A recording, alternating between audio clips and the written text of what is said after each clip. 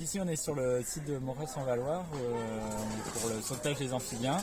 Donc, parce qu'il y a une mare à proximité du site et donc voilà, chaque année les amphibiens migrent pour se reproduire dans les mares. Et donc malheureusement ils se font écraser par les voitures à cause de cette route.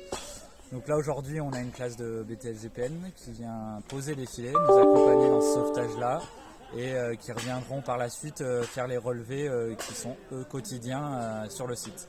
L'opération dure depuis 13 ans et on a sauvé un peu plus de 6000 amphibiens sur le site, ce qui est assez remarquable pour la Drôme.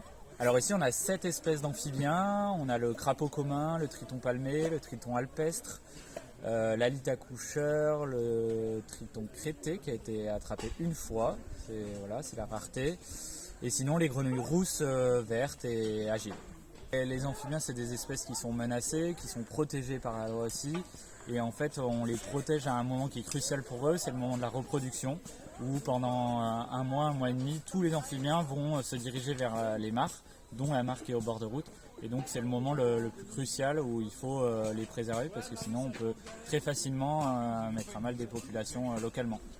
La LFR de Monzy à Bourg-de-Péage et on est ici pour en tout cas aider à creuser une sorte de petite tranchée qui va permettre en fait aux amphibiens quand ils vont migrer et de traverser la route, de ne pas traverser cette route pour ne pas se faire écraser. Le but ça va être que les amphibiens qui veulent traverser la route se confrontent au filet et donc ils vont devoir longer ce filet.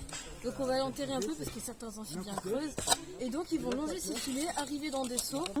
Il y a des seaux tous les 12 mètres avec des piquets pour tenir les filets tous les 3 mètres. Donc il faut mettre en place 250 mètres de filets donc de chaque côté de la route, donc en tout 500 mètres de filets. Donc c'est filets qui font à peu près 40 cm de hauteur. Et voilà, donc à partir de demain, le suivi va pouvoir commencer du 9 février au 15 avril. Donc chaque matinée, donc soit c'est des bénévoles, soit c'est les services civiques de la LPO qui vont venir relever tous les seaux et voir s'il y a des amphibiens dans les seaux. Et donc s'il y a des amphibiens, il va falloir les déplacer de l'autre côté de la route. Donc on les prend dans un seau et puis il faut vraiment les remettre vite dans l'axe, dans le même axe, pour pas qu'ils soient perdus lors de la migration. Je pars du principe que si on ne connaît pas, on ne peut pas protéger. On connaît tous par la télévision, internet, les zoos, on connaît tous les grandes espèces, les mammifères qu'il faut protéger. Mais en fait, si on regarde autour de nous, il y a plein d'autres choses. et si on ne connaît pas là où on habite, les espèces qui nous entourent, on ne pourra jamais aller faire plus, quoi. Il faut commencer par des petits pas et ensuite, oui, il faut aider tout le monde, mais il faut aider ceux qu'on peut déjà.